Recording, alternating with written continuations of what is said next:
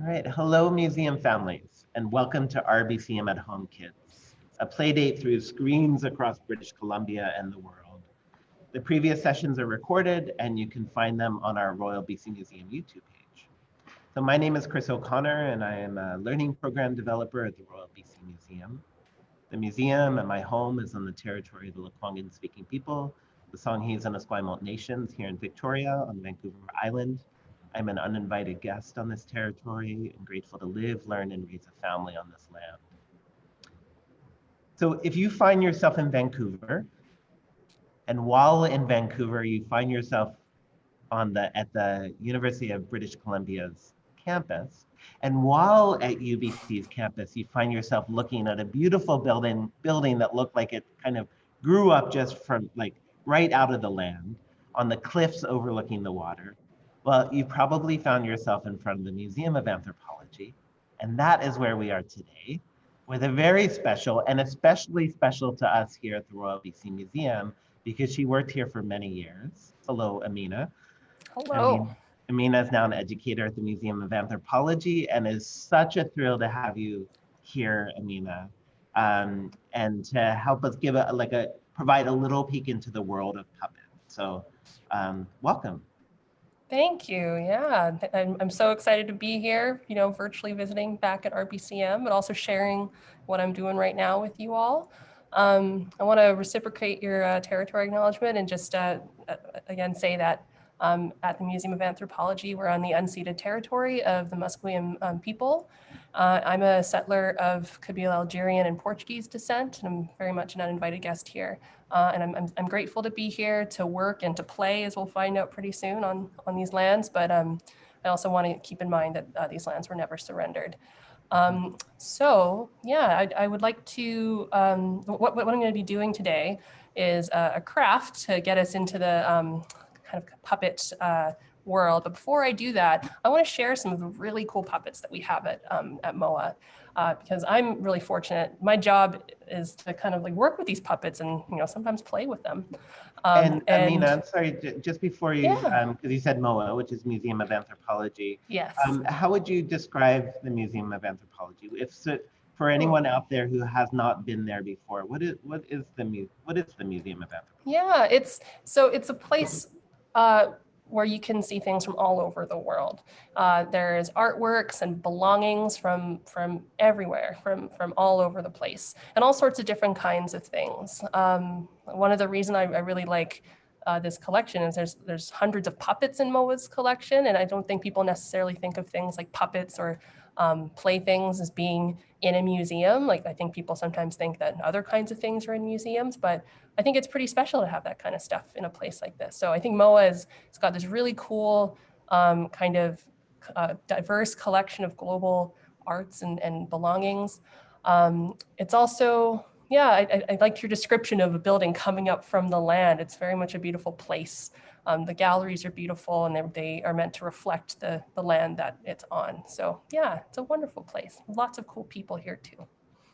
And it seems like puppets are one of those things that is a connection point across cultures as well, like a global sort of glue between cultures and amongst cultures. Yeah, puppetry is found all over the world in very different forms. And puppets people have been using puppets and playing with them and making them for thousands of years. And so it's really cool to see the different types reflected across these different cultural groups and seeing the similarities and seeing the diversity too.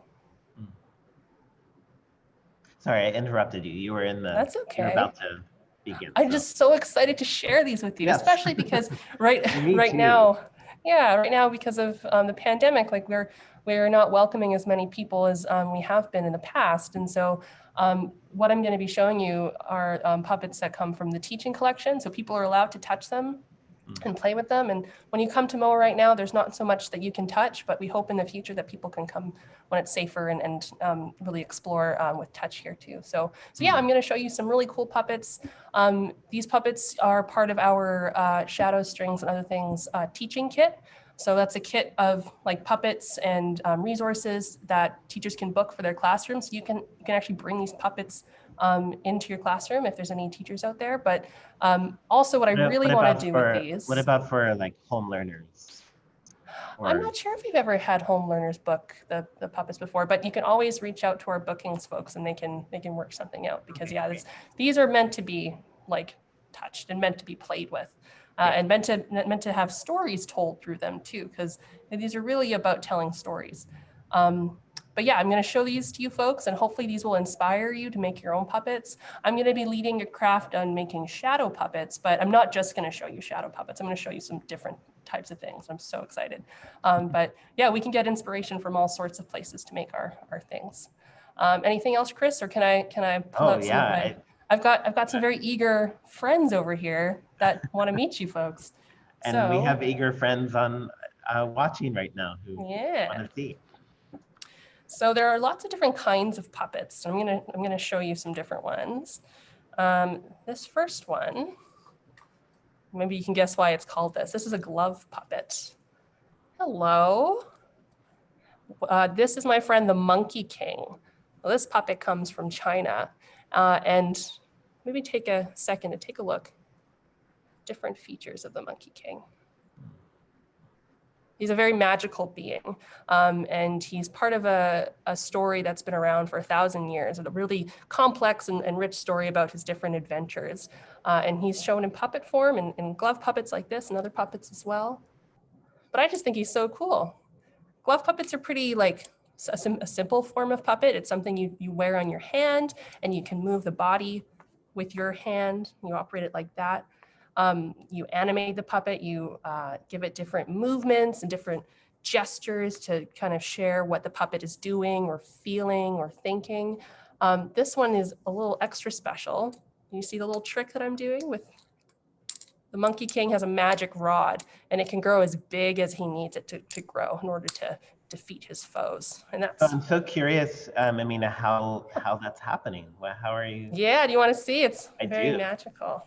So there's a rod underneath here. You can see it's sticking out, and it connects up to the Monkey King's hand.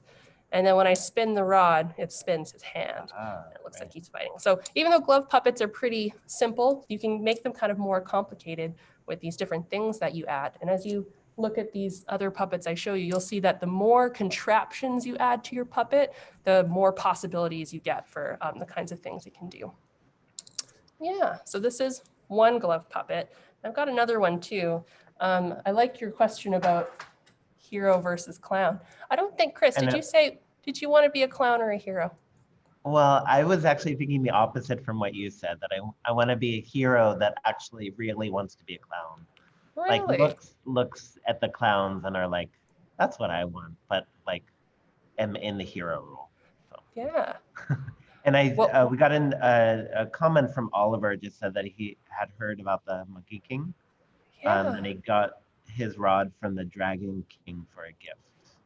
Thank you for adding that, Oliver. Yeah, it's a really epic tale.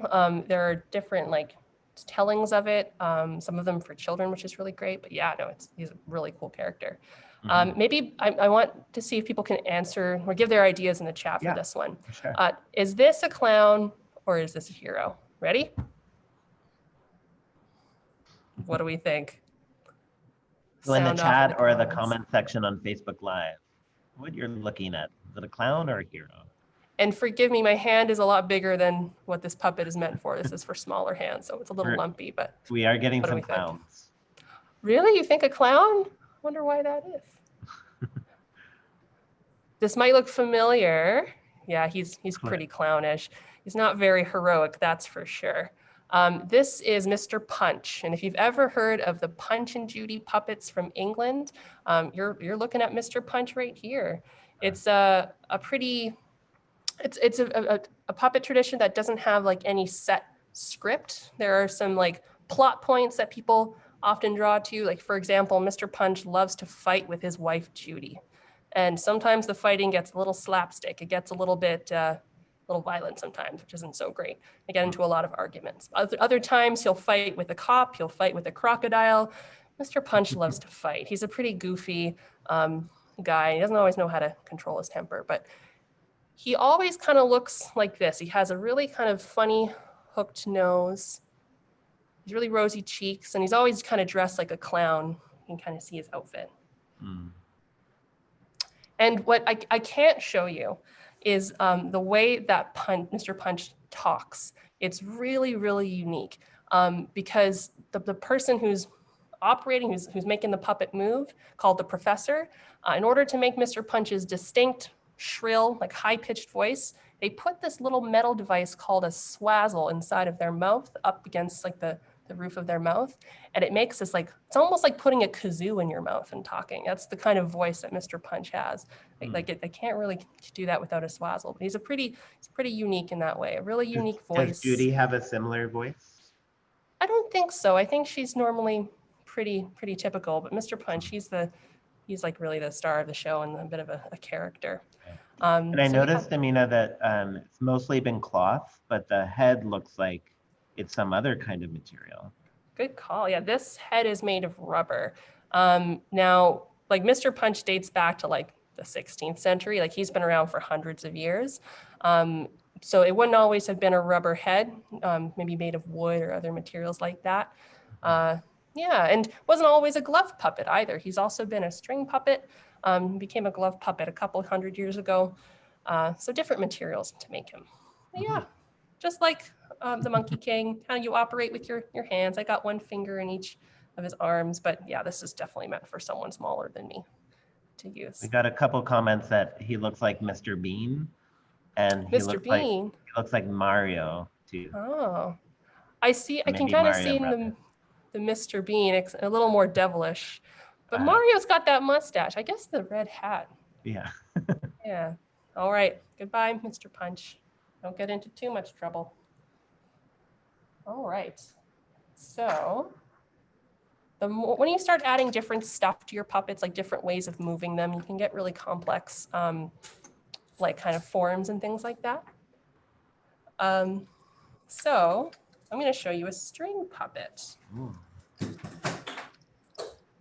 This is actually a pretty simple string puppet. I wonder if anyone can guess what kind of being this puppet is. Any guesses in the chat or the comment section on Facebook Live? We got a couple cats. Ooh.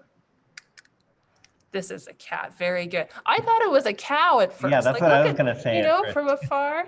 But if you look, this face is pretty cat-like. Its paws are quite cat-like, and it's got the nice cat tail. So yeah, this is a cat marionette or string puppet. It comes from India, and we don't really know a whole lot about what kinds of stories this puppet would tell. But yeah, this one's made of wood, has some bamboo around the neck too, and some rope holding it together. And it's pretty simple as far as string puppets go. Yeah, I'm gonna do this a little bit, right?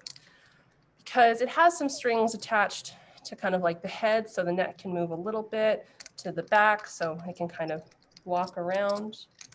But there are some string puppets that have strings like on all these different like body parts, on all the different arms and legs and things, so that you can really get some pretty cool movement, some pretty like specific movement. Because when you're telling a story through a puppet, a lot of that story is coming through the movement, right? Like you can make a cat look kind of, ready to pounce, or you can make the cat like scared and running and hiding somewhere. You're kind of, you're putting the plot forward with the different ways that your puppet's moving. So yeah. Even the sound of it is nice, the way the legs. It's great, isn't it? Yeah. Maybe I'll show you across the table what it can look like. It does sound very nice. I'm not a professional puppeteer. Oh, we got some legs moving in sync. Pretty cool, eh? Mm-hmm. I couldn't trick you guys. You all knew that this was a cat. Good job. All right. And I have two more to show you. First one is another kind of a puppet. This one's quite delicate, so I've got to be kind of careful with her.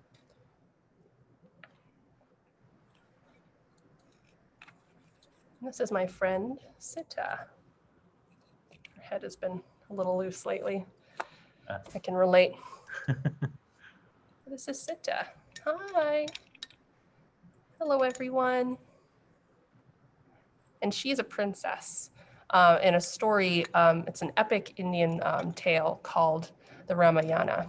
And in this tale, she's in it with her soon-to-be husband named Rama, and they're supposed to get married, but then she gets kidnapped, and Rama has to go through all these different feats to get to win her back to save her. And it's a very important story in kind of like Hindu traditions. But this puppet comes from Java in Indonesia. You can see it's a rod puppet, which is how I can make her move. I kind of like to make both her arms move at the same time by holding both of her rods. La, la, la, la. Oh, lovely. But the way that she would be moving, the puppeteer who's controlling her and who knows a lot about these traditions would have very specific ways to move the puppets, knowing what her character would be like, and so how her movement would show that.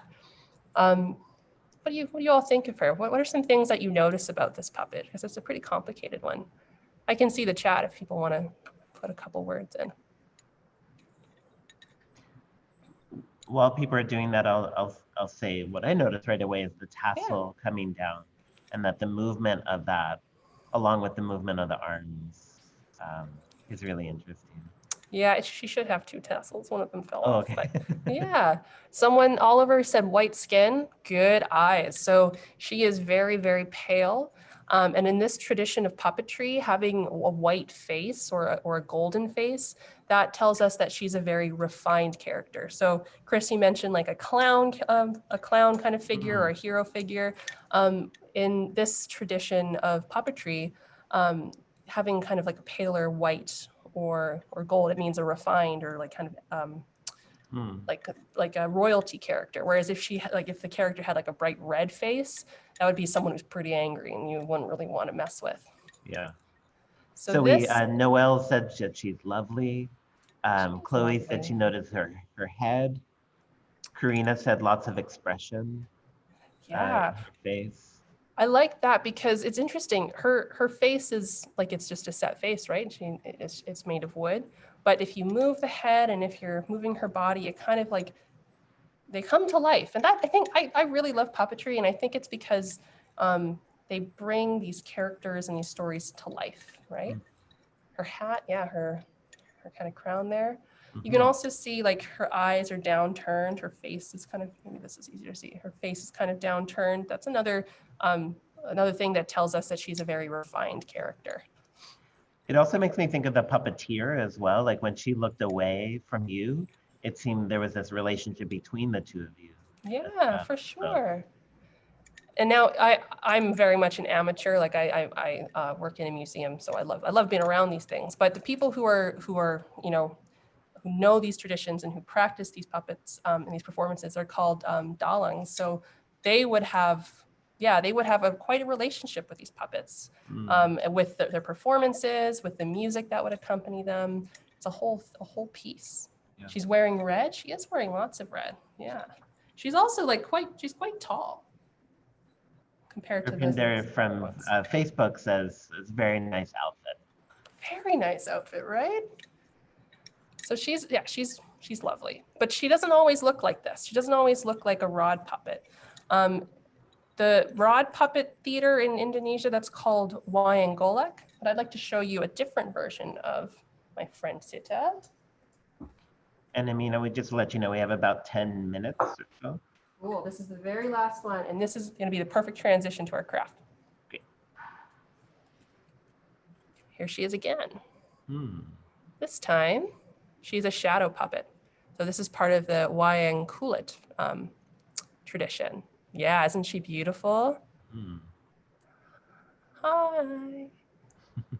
Now, even though she's a shadow puppet and you would only really see her shadow during a shadow puppet performance, she's really well decorated. You can see again that she's like golden.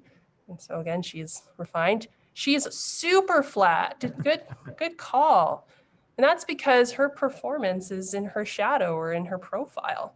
But there's a lot you can do with a shadow or with a profile, which we're going to get into in just a second. But yeah, she's made of leather. It's nice that it's so decorated, even though that doesn't get seen by the public. And it takes, well, and sometimes the performances will be non-shadow. So Okay. sometimes she can be seen. But yeah, it takes real care and real craftsmanship, because you can see too, all the little holes and things where light would shine through to make her form even more complicated. Mm. But does she look old? Do you think so? All right, so these are just some of the puppets that we have here, some of the things that I get to play with because I'm super duper lucky. But it's important to think about how we can, like, make our own puppets and make our own puppet traditions and our own stories. So what we're going to do now is make our very own shadow puppets, kind of like that Sitta shadow puppet. So shall I get into it? Please. Yeah, I've made one already just to kind of show. Maybe we'll start by making the puppets and then we'll make the puppet theater. And like Chris, like you mentioned, if you don't have all the supplies that's listed, that's okay. A very basic form of shadow puppetry is a light source and your hands, right? If you have a light source beaming from behind, your hands are puppets. And yeah, this is meant to be something that you do with like things that you can find around your house. So no pressure if you don't have exactly everything, but I'll show you first just what I've already made. Hello, maybe I'll show you this side. Aww. So this is my little cat shadow puppet. And so what we're gonna use is recycled cardboard, whatever kind of sticks you have lying around. You can use some tape to attach the sticks. And then this little metal bit here is optional. I'm not going to use it in the next puppet that I make. Can you show the other side too, just Oh yeah, of sure. the cat? You can see the Little just fastener cardboard. Piece. Yeah, it doesn't look super pretty, but it doesn't have to because you're going to see its shadow.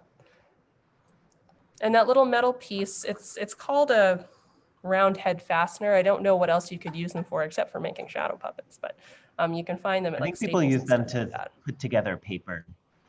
Like I assume so. Yeah. But I've never used one. Yeah. But it's these little kind of metal clips. And you can use those to attach two pieces so that your puppet's kind of movable. I'm gonna lower you down so we can start making one together, okay? Hello. So the first thing that we need is a bit of cardboard. I had some delicious vegan mac and cheese. So that's gonna be our canvas here. And just now to let you know, Amina, Jazzy said that your cat is so pretty.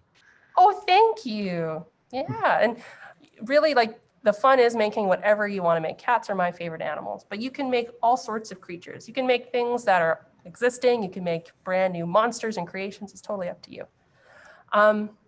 So I said to bring some paper so that you can draw out whatever form you want and then apply it to your cardboard so that you know exactly what you want your puppet's outline to look like. But I'm going to skip that step. I'm going to just draw straight on the cardboard. But you can totally like make an outline first on the paper so that you're not just going in on your cardboard. But I think I'm going to make a friend for my cat. I think it's going to be a fish. Cats love fish, don't they? And while I'm drawing and designing the puppet, I'm thinking about its profile. So that means I'm thinking about like kind of the side of the puppet, what it looks like from the side. And I mean, just so everyone's aware, they could be drawing a fish or they could draw something else. You could draw yourself, you could draw a tree, you could draw a unicorn, you can draw whatever you want. But if you wanted to draw a fish, like yours, they could. Yeah, totally. I'm making a very simple fish. So yeah, think about the profile, because if you were to draw like let's say you're doing a person and it was just straight on, and then you have another person puppet beside that person puppet, it looks like they're not looking at each other. It looks like they're staring straight at the audience. And so it's hard to make a story about people talking to each other when they're not quite looking at each other. Mina, can you make the lines a little darker? Yeah, of course. So this is what I'm drawing. It's going to be upside down for you. Just a little fish friend. This fish is going to be a lot bigger than the cat. Maybe that's part of the story. How did this fish get so big? Or how did that cat get so small? So just something like whatever you want. whatever appeals to you, whatever character you want in your story. Once you've done that, you'll cut out your shape.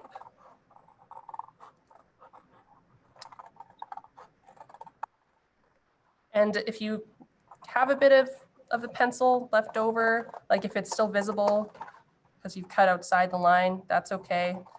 It won't show up in the shadow. I'm gonna cut all the way around it to make it a little easier. So the most important thing is the shape.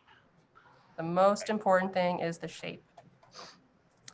And if you want to get like really creative or like really detailed, you can also plan to cut out parts of the inside of the fish. I can show you in a second, but I cut out little eyes for my cat. So you could cut out eyes so that the light glows through them. You can cut out patterns so it looks like your fish has a pattern. I would recommend if you're doing that, maybe get some help from one of your grown-ups just so that if there's like, careful cutting that we're not putting our fingers in danger. You might want to use some kind of super sharp implement. So that's going to be my fish, just like that. Next, you want to take whatever kind of stick you've got going on. I've got these craft sticks. You might have like a stick from outside. You might have an old pencil, whatever you have that's handy. It's really about whatever is convenient for you. And you're going to attach it using whatever kind of tape you've got. Or if you've got a glue gun, you could use a glue gun. Whatever you got. Want to make sure it's on really well. Might want to use a little bit more tape if it's not. There we go. Got my fish. I've got my cat. But they need a place to play. So I'm going to bring it back down. And we're going to make our shadow puppet theater. Got my family size multigrain Cheerios box. Use whatever you've got handy. Doesn't even have to be a cereal box. It can be whatever size you've got. So you can make a really little puppet theater with really tiny little puppets. It's up to you. But what we're going to do is cut out a rectangle from both sides so that there's a bit of frame left over around the edge, but just cutting out a good amount. And you can like measure this out if you want to. I'm not going to bother. But you can be as careful as you want. You could also cut it out in like a more creative way. Like it doesn't have to be a straight lines. It could be like looking like a theater, like theater curtains or something like that. Whatever you like. We're going to do that with both sides. Again, you might need grown-up help to like get started, to get punctured into the box. So, goodbye, multigrain Cheerios.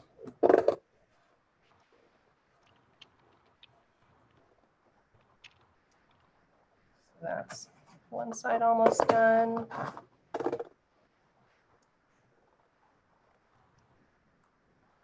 All right, so one side, flip that over, do the other side. Oh, keep this too if you want to make more shadow puppets. This is like excellent cardboard.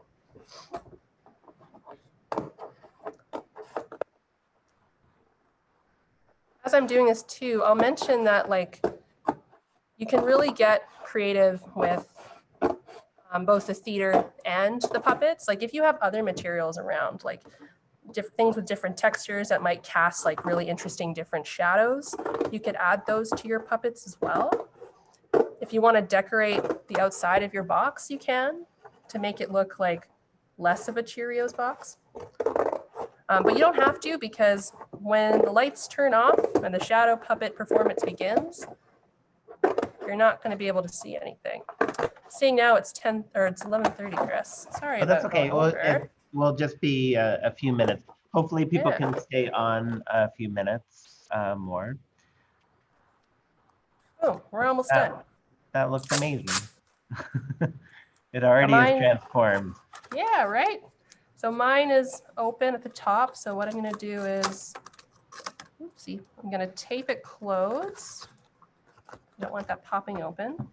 And then you're going to take some kind of thin paper. This is parchment paper from my kitchen, but it could be tracing paper, just whatever kind of thin white paper you've got going around, got around. And you're going to cut it out so that it's the size of your box, and you're going to tape it to one side of the box, just from the outside, and just one side.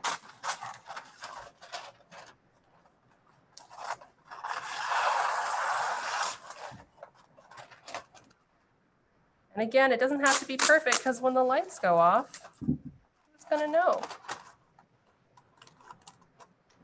But you do want to kind of make sure that it's somewhat smooth so that the shadows aren't too warped. This came from a roll, so it's not gonna be perfect, but. So this will be the screen, right?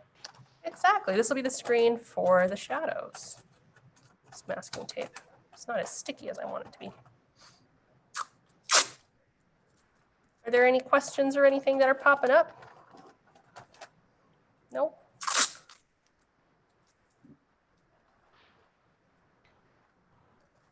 All right.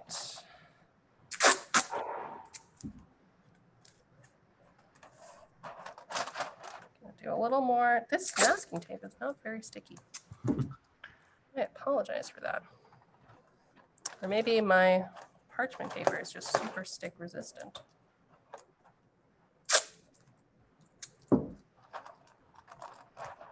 Someone in the comments said glue guns are the best. I agree. I use glue guns for all sorts of stuff. All right. So this is roughly what you get. Just like that. So when you're ready to perform your puppets, what you want to do is get a light source. I've got a desk lamp right here. And you want to position it behind your screen and behind your puppets. You want the screen to be facing your audience, like to be closest to your audience, so that the shadows are closest to them. We're ready to see if it worked? Yeah. All right, I'm gonna try without turning off all the lights in this room because they're all the way over there, but let's see. Hello. All right, the fish friend. My fish friend. It's kind of like it has its own tank. Now I'm holding this So up. if can, like, you, put I it was on noticing, I mean, if you hold it sort of closer to the screen or closer to the light, Ooh. it gets bigger and like more Yeah. clear as well. Mm-hmm. It kind of, Yeah, when you play go around away with from that. it and it gets all fuzzy, it makes it seem like it's swimming away from us. That's a good trick that they use in the kind of puppet tradition that Sita comes from, is if a creature is like growing in size, you know, you bring it away from the screen. But the light's a little bit diffused because I got all sorts of lights on here. But if you turn off all the lights in your room while you're playing, it'll show up nice and strong. So that's how to make a really simple puppet theater. Here's my cat. Meow, meow, meow. Do you see its glowing eyes? Oh. And my hands are occupied, but. I was gonna say, do you have enough hands to have both the fish and the cat? Okay. How does this work? We're getting into real experimental territory here. Can you see the cat? Yep. Hello. So that paper fastener, that's the joint for this cat's tail. So if you want to have different body parts moving, just think about where the joint would be. And then the fish comes. Oh yes. Yeah, it's a curious question of how they became friends. And that does seem like a good beginning of the story. I don't know. I'm more concerned with how big this fish is personally. Yeah. Friendship is great, but I feel like there's some magic afoot. Totally. Best stories have magic afoot. Exactly. All right. So we got a Kim from Facebook said very cool. Jazzy said, wait, that's so good. Thanks, Jazzy. Oliver said super cool. Oh yeah, and Noel, once we stop our Facebook Live feed and stop our recording, we want to see what you created as well. So hang in there. I mean, that was so fun, and it was like, it seemed like pretty easy to make, but it's one of those things that you could also spend the whole afternoon creating lots of different puppets Totally. with lots of different parts to it. So, but I really like that idea that there's the one cereal box. When you cut the screen, you could use that part to make the puppet. Oh So all yeah. you need is a So cereal much good box. cardboard. Yeah, really. You All that eat you the really yummy need. cereal, and then you make a shadow puppet.